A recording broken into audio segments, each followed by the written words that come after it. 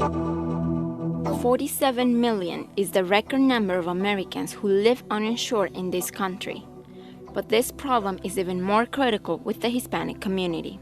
Half of all Latino immigrants in this country do not have health care, but 20% of all U.S.-born Latinos also do not have health insurance, which is twice the rate of non-Hispanic whites. This is partly due to the fact that many Latinos are living under a low income.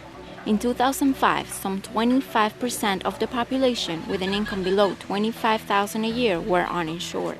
Many of our Latino patients, if they are in the lower socioeconomic, what you're going to see is that these patients are working. But unfortunately, many of the employers do not provide for medical insurance, and if they do, it's not enough. That is the case of Jorge Rosario, a Dominican-born licensed barber whose income is less than $25,000 a year and can't afford to get sick. First of all, I don't make that much money, sometimes $200, $250 a week. I gotta pay rent, I gotta take care of my son, I got a car note that I gotta take care of. It's just hard, it's difficult. When I go to the hospital, I get all these bills coming in, and they're pretty hard to pay, man, because it's not easy. The same goes for Fior Santiago. Her income is under $35,000 and she's uninsured.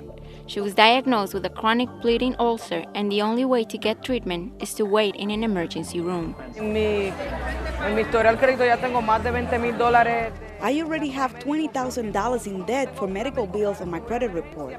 Once I get to the emergency room, they take care of me, but as I leave, I already have a bill of over $1,000 that I can't afford to pay. But that's not all.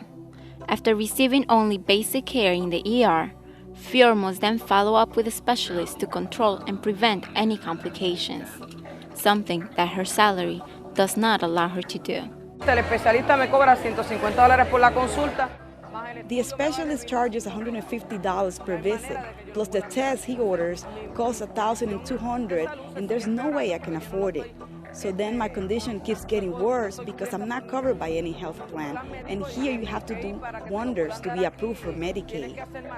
It is because of these situations that experts agree that a reform is needed.